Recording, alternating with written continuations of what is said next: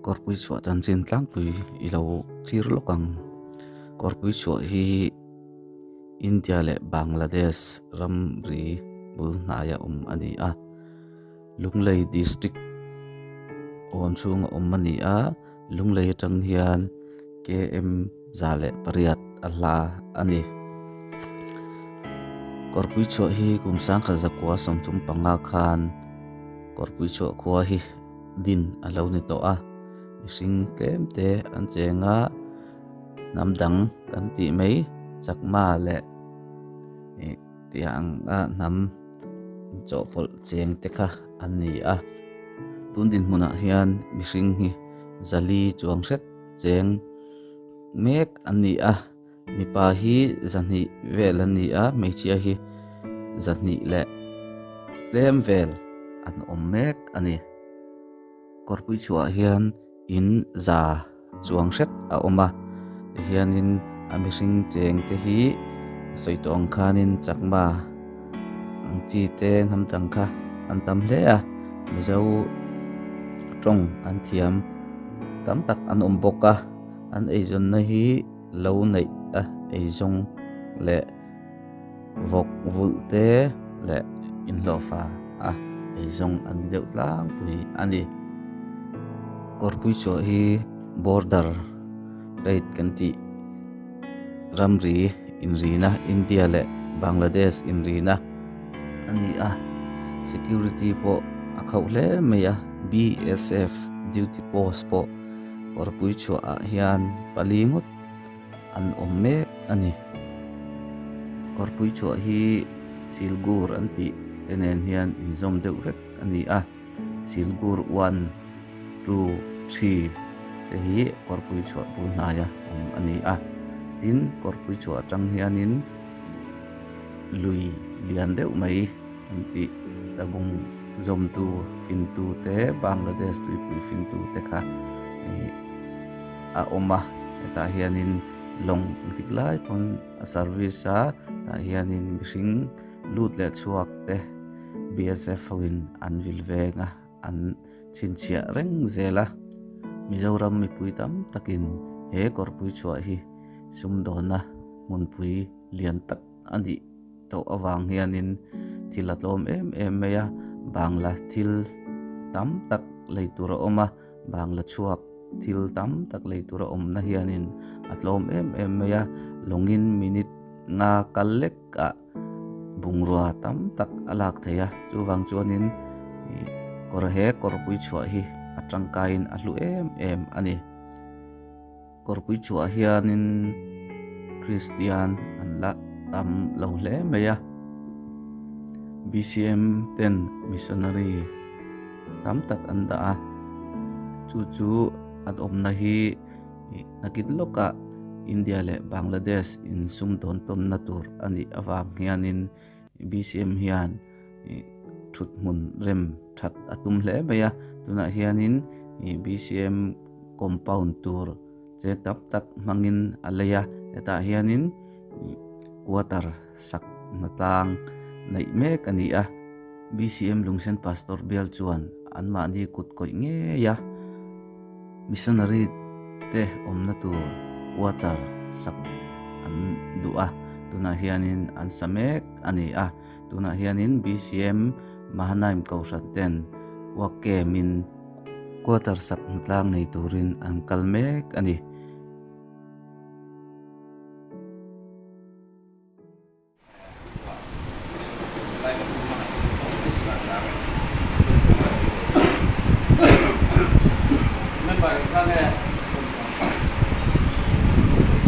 somni panga le tu ka panga panin oma panga ni pathun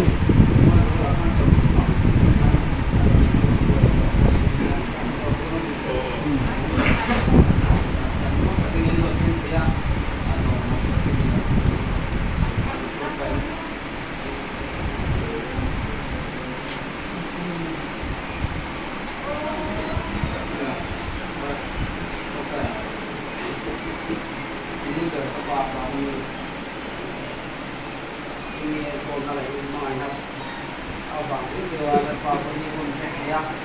kan na cha ko ta mai ke na mi cho sakin le pa yung da ka thela ram sa na ta na man ruwa namang ka ram ta na kan thiam ko ka kan pa ko ka ko so ke ko in tam na te se na te na mi ke ha ne ga pa ko ka yung da ka ya ini ne na ka ni ko ke na pa ela mun par a da mun e da pa ram sa na ta na kan ke min to be da pa ya lagi na waktu kuling ni semua istri ya tanpa ambil dong tak deh tidak karak untuk lomot kan kuling kan lomah tanpa ada guna anu tu mate angman parau no kuila tanpa damna te sintai pega sinaka te pega tanpa dia anu tu kora tanpa sinai ke kora di skin angkat serta te sungai kaplana atau sampai ke mana kopi kena dan nak apa kami itu tapi naik sesuai dia kami wap lepas saya kami nak kami cuba aku nak semua paling dia mau tak cuma tapi dia win ini pakai sofi starting no susi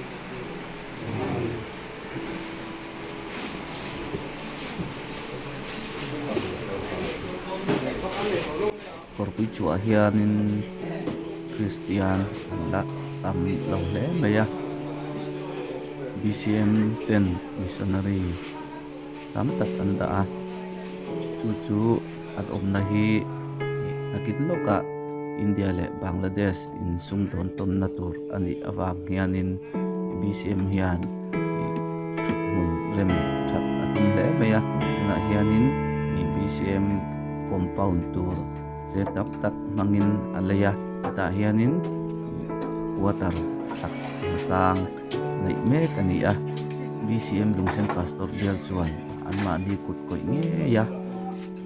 missionary te om tu water sak an dua tuna hianin an samek ani tuna hianin BCM nahanaim kausaten wake min water sak tlang nei turin an kalmek ani ho in hi niruk ba sang isang le hi ho le ni adia BCM mahnai kausan member so ni le aliten so ke turin o chwa antot le ania mission compound thartu theng anga hianin water sak tlang anthok mapanga mission ba sang isang pali inrin ni o antum ani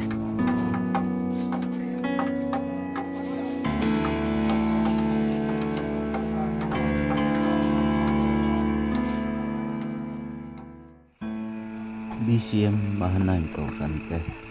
rongbolin an pen suaka wakem in kortuchwa missionary quarter sak natlang an thok tan don ne ania na hianin an han theng hom tak tak ania an in sa kela na te an tan hi don ania ani hi an phur lang maya wakem tur hian thalai member tam takte he wakem rongbol na tho chak thalai member tam tak an om hi lu in ro pui le en ton tlak tak ani in asiat ani korpui chua an thlena tangin ti hian dakar chan ve an chol zoka na an tan nge meya tuna hianin quarters tur hi aban phunto ani abim bot ahan siam tan me kania abim hi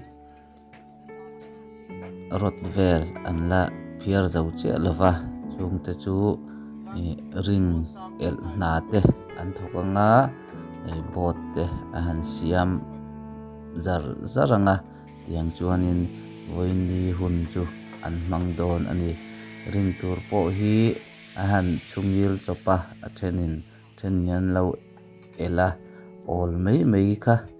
a thei lo ni awm tak ani hei an che sang mai a hmuh pawh an nuam khawp mai hmeichhia panga leh mipa sawm pakua ten wakem turin kar khat chhung quarter sa in an riah chilh dawn ani a hei an phur tlang khawp mai a an hmel hmuh pawh a nuam hlawm khawp mai pathian rong an bawl ve theihna ti in tha le zung sengin kal chuak ngeiin Krista tan pathian rong bawl dan an pen chuak hi an fak om khawp mai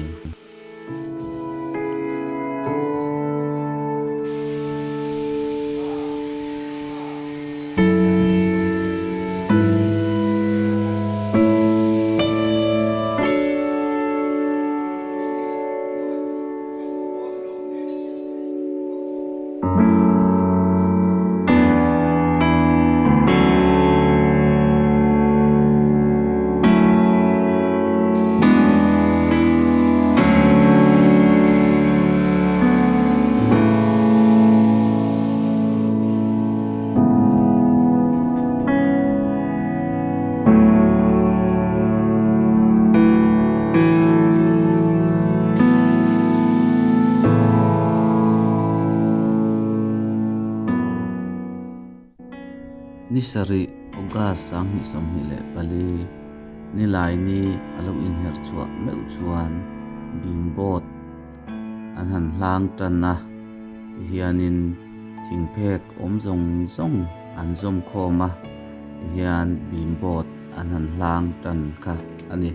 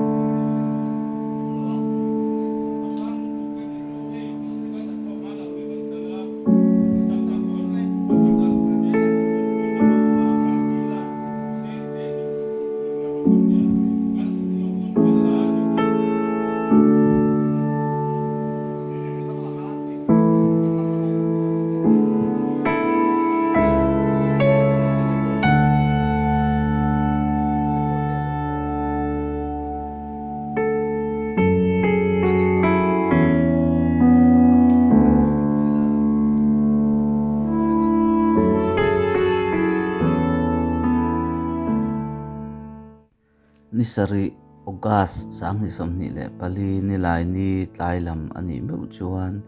bimbot an hlan zong te an han chung zo le vek ka ti hianin hun an hmanga an thokrim em ani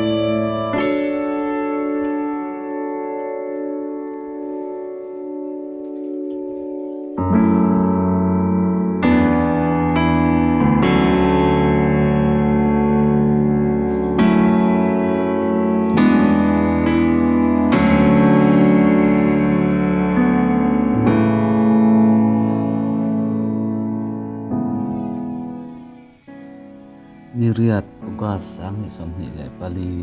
ninga ni lo in her chu le meu chuan bimbot an sun sa te thiatin an la chun mabaka an han da le a hianin chun thei turin han ro mana simente han choka miriat ninga ni a hianin bimbot zong zong an chung zo vek ani hian a thenin ban bot te an lo siam le a an lo ruang man le me boka tiang hianin put all big po lovin thanem ngai takin an thok char ani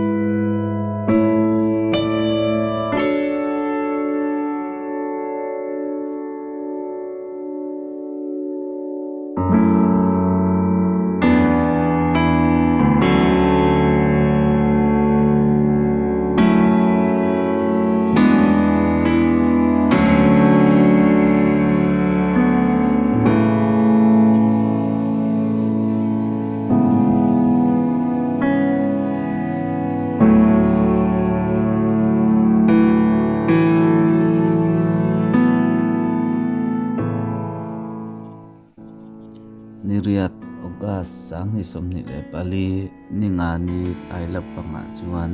ti hian bim chong chong baka ban pasari lai mei an han chung le man ani a an thok ro pui khop maya nikata an thok tam khop maya then khatin thing char tin char lo no char chada a thein madam an lo khoi boka an in dei zai khop maya an na po achak khop maya hianin kan muang hianin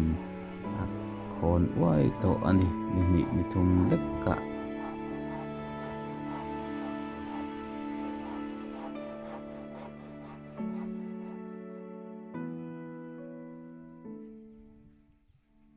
nikwa August sang hi som ni le pali zirtop ni tlai lampang loin her chua meu chuan bim le ban skating chin tur zong te chun zo vek ani to a ti hianin cement work lampang chu zo thokhat to ani ti chuan thing lampang an khoi chun zom le char boka tihianin thing an no tanga an no sa kha liang turin a thenin an lo zom char bokanga ti chuanin chumi liang an zom zo a chuanin chaukut siam na tho le an tum ni om tak ani a anin pek na athukin asang khop mai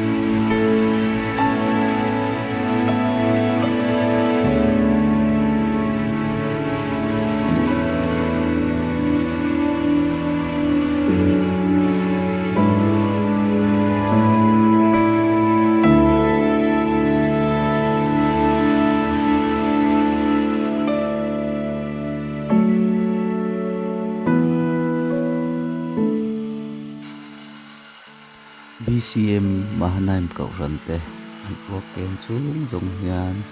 thok tu missionary ten an toy om tha em na ya pastor te le midam dan an chian nu te an nu pui panau te nen an toy om trina lo bum kop maya kan missionary te an fak om trin ko ani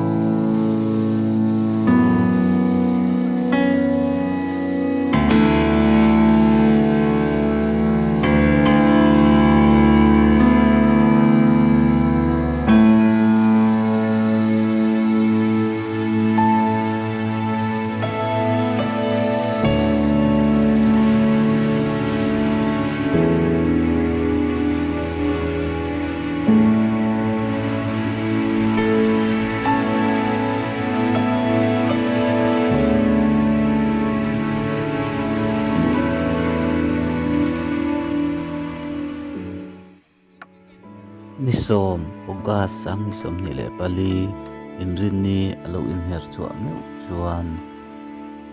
BCM Mahanaim ko ranten chaukut siam na an be tak tak mai chu tukver som pathum le kongkapui pakhat an siam zawa ti chuan he wakem hi ho zai rel an tum tan mek ani